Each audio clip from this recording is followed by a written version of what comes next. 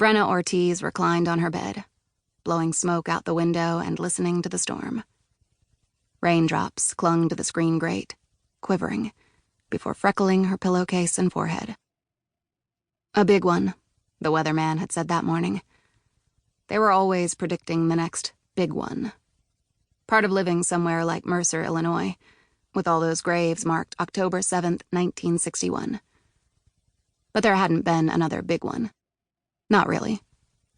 A few wall clouds, some funnels, but nothing touched down. No fields of bodies and mangled cars. Not since that day. It thundered, and Brenna ashed the cigarette. They were the brand Colin smoked, the kind you roll between your fingers to crush the menthol crystal. Colin was her person. But Colin didn't seem to feel the same way about Brenna. "I like you, sure," he'd said, right before summer ended, "but this isn't going anywhere." It didn't matter that they'd dated for a year. He was heading off to college in the Quad Cities, and she was only a rising junior in high school. He wanted to be with someone who was in the same life stage as him. In fact, he'd admitted he'd already met someone in the same life stage.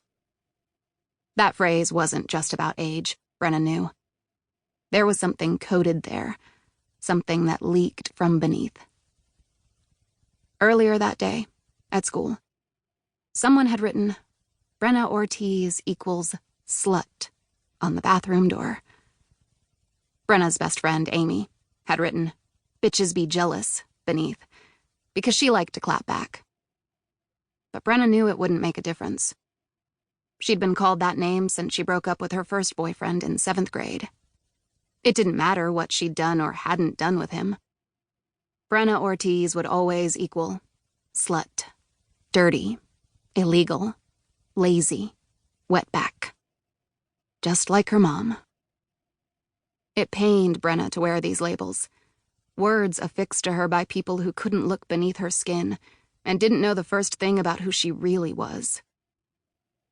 With Colin, though, people had looked at Brenna differently, especially her teachers. Dating Colin had made people look at her like there was something to her, something that had attracted the sharp, witty, worldly Colin, something that might get her out of Mercer, or even the Midwest. But without Colin, Brenna was back to being the poor girl who lived in the bright yellow shotgun house by the cemetery.